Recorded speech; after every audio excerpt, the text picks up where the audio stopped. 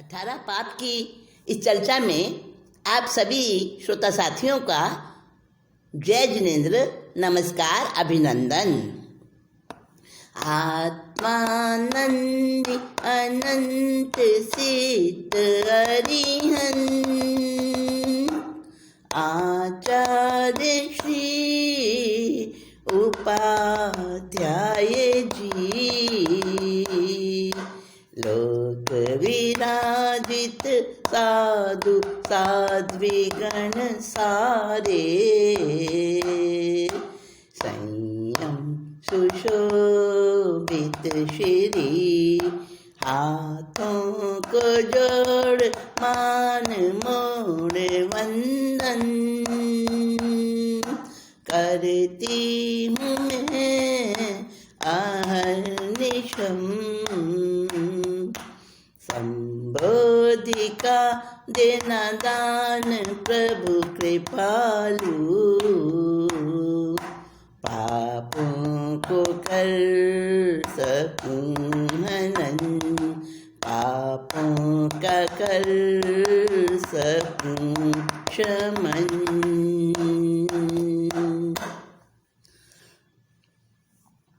पंच परमेष्ठी भगवंतों को, समस्त लोक में विराजित गुरु भगवंतों को मेरा भावपूर्वक वंदन नमन। आप सभी के अंतर स्थल में विराजित शुद्ध परमात्मा तत्व को मेरा अभिनंदन। साथियों, आज हम कर रहे हैं लोभ के शुक्ल पक्ष संतोष के बारे में वार्तालाप। संतोष एक धन है।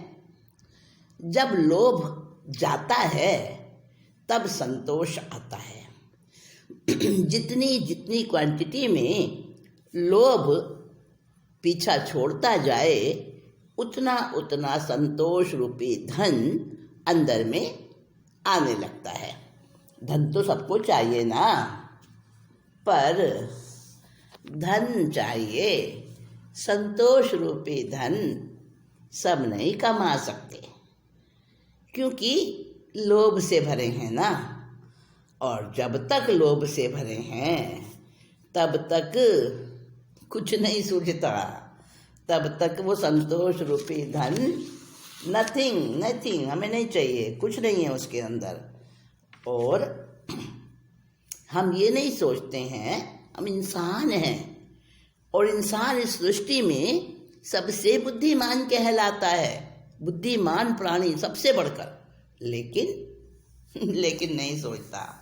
नहीं सोचता कि क्यों इकट्ठा करना, क्यों लालच करना, क्यों लाए की अग्नि अपने अंदर में जलाते रहना। देखो तो सही, देखो, पशु पक्षी वन चारी तरु थल नभ विहारी, जल जीव उर्प संतोष के धारी हैं। नहीं धन भूमि आल संग्रह का नहीं जंजाल, रहे अलमस्त सारे नित्य के आहारी हैं। मिटाते हैं भूख प्यास किसी की रखे न आस, सुख से करे निवास ये भी परिवारी हैं। सीख ले लोभी नर नीचे को झुका ले सर, पोषण करे सबका कुदरत दातारी है, पोषण करे सबका कुदरत दातारी है। नहीं सोचते साथियों। अगर थोड़ा सा चिंतन बदल लें ना, तो हमारा जीवन जो दुखी है, जो कष्टों से भरा है, विडंबनाओं से सराबोर है, वो जीवन हमारा बहुत सुखी, बड़ा अच्छा, बड़ा आनंदित बन जाए। जरा सोचो, पशु पक्षी हैं, वन में रहने वाले बेचारे, और जीव जंतु और प्राणी हैं जो पेड़ों पर रहते हैं, जल में रहते हैं, आकाश में विचरण करते हैं, स्थल पर, भूमि पर रहते हैं। सब तरह के पशु पक्षी प्राणी हमारे आंखों के सामने आते हैं ना, देखते हैं ना। कभी किसी को संग्रह करते हुए देखा? नहीं ना। सारे के सारे जीव संतोष के धारक हैं। कोई इनके पास अपने नाम की जमीन जायदाद नहीं, कोई संग्रह नहीं करते। कभी चिड़िया को देखा है? किसी पक्षी को देखा है? शाम के टाइम जब अपने घोंसले में लौटते हैं तब उनकी चोंच में एक दाना भी हो? नहीं ना। उनको नहीं है फिक्र कि कल हमें मिलेगा कि नहीं मिलेगा, है ना। और मनुष्य कितना जोड़ता है, अरे वर्षों का, पीढ़ियों का, 7 पीढ़ी का हो तब भी सोचता है 8वीं पीढ़ी क्या खाएगी, और जबकि अपना बच्चा है नहीं, संतान है नहीं। कैसा है ये मनुष्य बुद्धिमान। बड़ा विचार आता है। हाँ, और क्या कहेंगे, हमारे तो परिवार है जी, परिवार का तो पालन पोषण करना पड़ता है, सोचना पड़ता है। अरे तुम्हारे परिवार है, इन जीव जंतुओं के परिवार नहीं है। देखो ना, ये भी तो परिवार वाले हैं, इनके भी तो बच्चे हैं, इनके भी तो संतानें हैं। घर गृहस्थी है, लेकिन सिर्फ उन्हें पेट भरना है, पेटियां नहीं भरनी है। और मनुष्य को तो पता नहीं क्या क्या लालच, और उसी लालच, उसी लोभ के अंदर पाप किया जाता है। लेकिन थोड़ा ये नहीं सोचता इंसान कि ये मेरी मिट्टी की गगरी है, मिट्टी का शरीर है, और जो भी कुछ इकट्ठा कर लूँगा, पालूँगा, मेरे साथ तो जाएगा नहीं ना। मुझे तो मिट्टी में ही मिलना है। माटी की कच्ची गागर को क्या खोना क्या पाना बाबा। माटी की कच्ची गागर को क्या खोना क्या पाना बाबा। माटी को माटी रहना है, माटी में मिल जाना बाबा। हम क्या जाने दीवारों से कैसे धूप उतरती होगी। रात रहे बाहर जाना है, रात गए घर आना बाबा। माटी को माटी रहना है, माटी में मिल जाना बाबा। उसको ऊपर से चमकाना, जिसको दीमक चाट चुकी हो। उस लकड़ी को अंदर अंदर राख में धूप जमाना बाबा। उस लकड़ी को अंदर अंदर राख में धूप जमाना बाबा। मिट्टी की कच्ची गागर को क्या खोना क्या पाना बाबा। छत के ऊपर बादल बरसे, छत के नीचे अपनी आँखें। तन की इस गीली मिट्टी को घुल घुल कर बह जाना बाबा। माटी की कच्ची गागर को क्या खोना क्या पाना बाबा। देखो, इंसान यानी कि हम इंसान थोड़ा सा अपना चिंतन जरा सा संशोधित कर ले और सोच ले कि कितना भी पा लेंगे तो भी हमारे साथ में तो जाना नहीं है ना। और जो पाप कर कर के इकट्ठा करेंगे, वो इकट्ठा करना, वो कर्म जो बंधेंगे पापकारी, वो कर्म तो हमारे साथ जाएंगे, उनको तो कोई दूसरा नहीं भोगेगा, उनको हमें ही भोगना होगा। और वो कर्म हम बांध लेते हैं। प्यार की जहरी फुंकारों से सारा बदन आकाश हुआ है। दूध पिलाना कंडस बाना है दस्तूर पुराना बाबा। इन ऊंचे शहरों में पैदल सिर्फ देहाती ही चलते हैं। मुझको बाजारों से एक दिन कांधे पर ले जाना बाबा। मुझको बाजारों से एक दिन तुम कांधे पर ले जाना बाबा। धूप नई पोशाकें बदले मौसम की कश्ती पर तैरे। राख का कुर्ता धूल की लुंगी अपना भेष पुराना बाबा।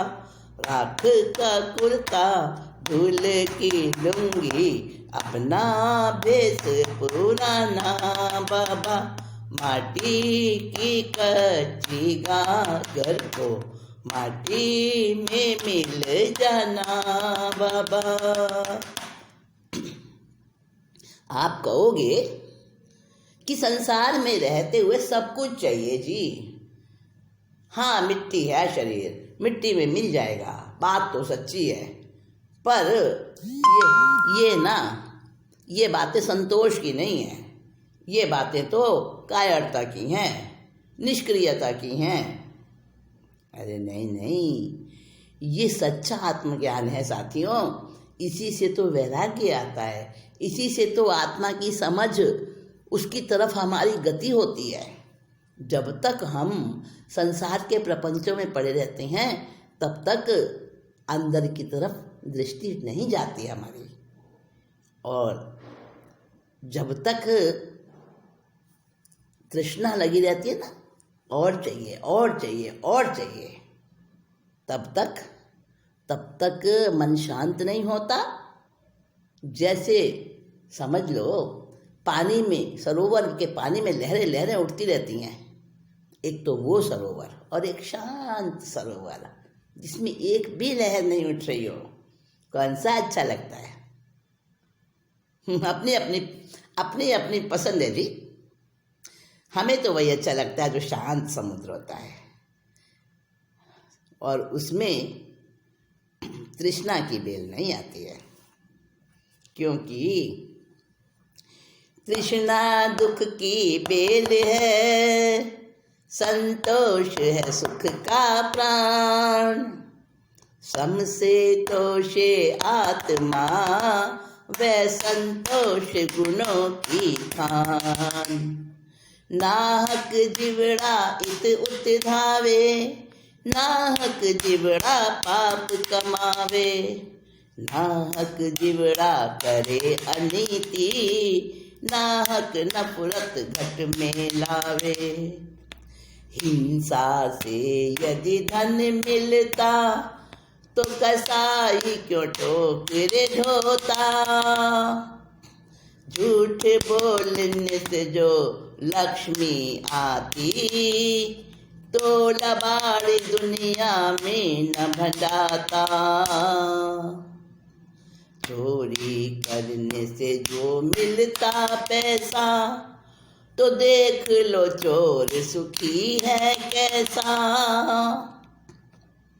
खुद को यदि माने तो ज्ञानी तो तृष्णा को जान दुख की खानी। संतोष ले धार बोल मीठी वाणी, गाई जाएगी तेरी सदा कहानी। अंतराय टूटे बिना लोभी पाए न धन। सोचना, पुण्य से ही मिलता है धन भी। अंतराय कर्म टूटता है, हल्का पड़ता है, तभी कुछ धन मिलता है। अंतराय टूटे बिना लोभी पाए न धन, ये जान बनो संतोषी समझो प्यारे सज्जन। हाँ हाँ, जरा सी समझ की ही तो बात है, समझ की ही तो बात है।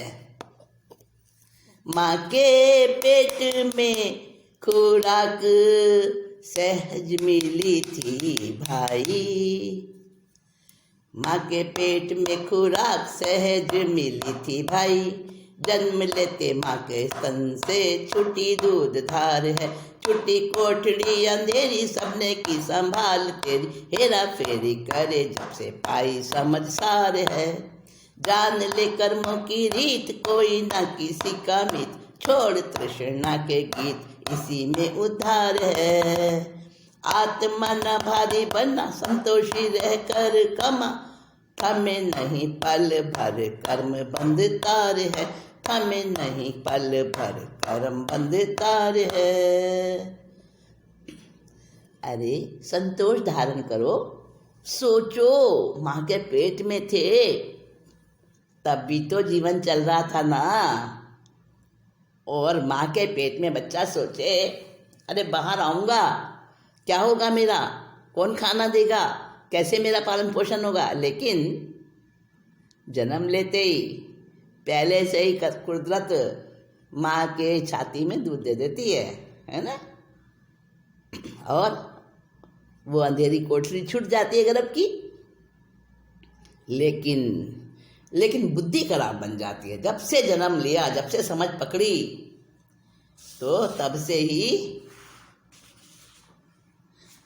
जब से जन्म लिया तब से हेरा फेरी, फालतू की बातें दिमाग में। हाँ हाँ, है ना।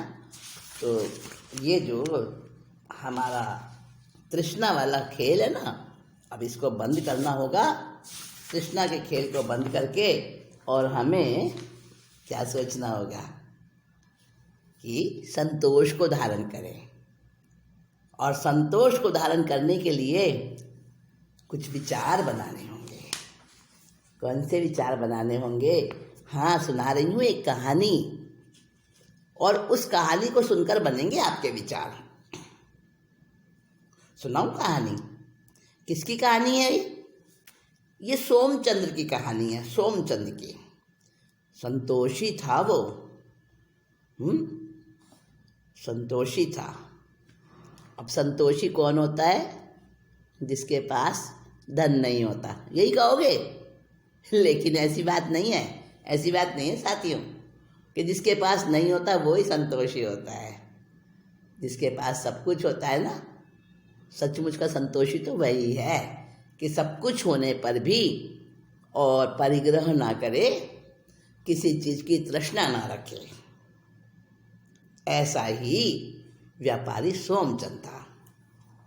व्यापारी सोमचंद था, व्यापारी सोमचंद था, रहता कंधार में, पत्नी राधा सुत मोती चंद थे परिवार में। व्यापारी सोमचंद, व्यापारी सोमचंद की कहानी सुना रही हूँ आपको, जो कंधार में रहता था। कंधार, अभी तो लाहौर कंधार पाकिस्तान में चले गए ना, अफगानिस्तान में। कंधार में रहता था वो, उसकी पत्नी राधा और बेटा मोतीचंद, बस 3 ही व्यक्ति थे परिवार के अंदर। 3 व्यक्ति थे। पिछले कर्मों के कारण धन बिल्कुल नहीं टिकता, बिल्कुल नहीं टिकता। छोटा सा ये कुटुंब, छोटा सा ये कुटुंब, दिन काटे कच्चे घर में, पत्नी राधा सुत मोती के परिवार में। व्यापारी सोमचंद था। जो भी कमाता उसके करता, 3 भाग वो करता, 3 भाग वो। एक भाग धर्म में रखता, एक भाग धर्म में घर के खर्च में, एक दुकान में व्यापारी सोमचंद रहता था कंधार में। कुछ ऐसे कर्म पिछले थे, हाँ वो समझता था कि मेरे कर्म की वजह से ही है। ऐसे पिछले कर्म थे कि धन टिकता ही नहीं, बिल्कुल कमाता तो था लेकिन टिकता नहीं था धन। कब जरूरतें पूरी हो जाती थी। 3 तो व्यक्ति थे घर के अंदर, पत्नी खुद आप सोमचंद राधा पत्नी और मोतीचंद नाम का बेटा। फिर भी सोमचंद चाहे कितना भी कमाए, कम ज़्यादा जो भी उसकी कमाई होती ना, उसका एक नियम था। उसके तीन हिस्से करता अपनी कमाई के, 3 भाग।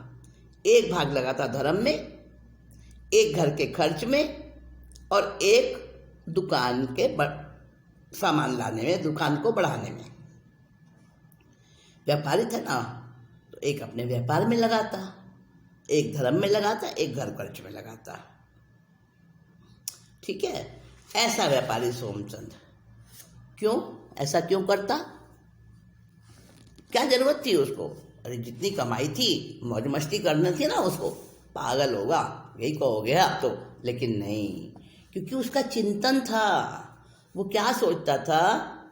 बता दे कौन धन वाला, जो खाता रोटी चांदी की, पहनता वस्त्र नीलम के, बताए सा कोई धनपति। सोचता था, अरे भाई सभी तो ऐसी रोटी खाते हैं जैसी मैं खाता हूँ। गरीब अमीर सब एक जैसी रोटी खाते हैं, सब एक जैसे तन ढकने को कपड़े पहनते हैं। माणिक मोती के गहने तो पहनते हो कोई शायद, उसे कुछ और ना कहते, कहा जाता है नर वो भी। बता दे कौन धन वाला, जो खाता रोटी चांदी की। भरे कोई पेट रोटी से, या खा ले घी मावा बढ़िया, निभाए रस्म दुनिया की। धनिक भी और गरीबी भी। अरे संतोष नंदन वन, जरा इसका मजा लूटो, अकिंचन होके बन जाता अखंड संबोधि चक्रवर्ती। बता दो कौन धन वाला, जो खाता रोटी चांदी की। सदा त्यागी के चरणों में बड़े सम्राट झुकते हैं। जरा तो सोच क्या करना, जगा ले बस समझ इतनी। महक उन फूलों की है अमल, चढ़े जो ईश चरणों में। अनेकों धूल में मिलते, न करता जिक्र कोई भी। बता दो कौन धन वाला, जो खाता रोटी चांदी की। पहनता वस्त्र नीलम के, कहो क्या कोई धनपति। हाँ, यही सोच थी किसकी? सोमचंद की। सोमचंद का विचार चलते थे कि सबने ही तो संसार में रोटी खानी है, शरीर ढकना है, घर परिवार पालना है। अरे तृष्णा करके क्या फायदा? अच्छे कर्म करेंगे, कुछ संतोष, कुछ त्याग, कुछ धर्म ध्यान जीवन में आएगा तो हमारा ये भव परभव अच्छा बनेगा। इसीलिए वो विचार करता, सोचता, चिंतन करता, जो भी कमाता ना उसके 3 भाग करता। 1 भाग धर्म में लगाता और 1 भाग घर के खर्च में लगाता, 1 अपने व्यापार को बढ़ाने में लगाता। तो ऐसे सोमचंद का जीवन चल रहा था।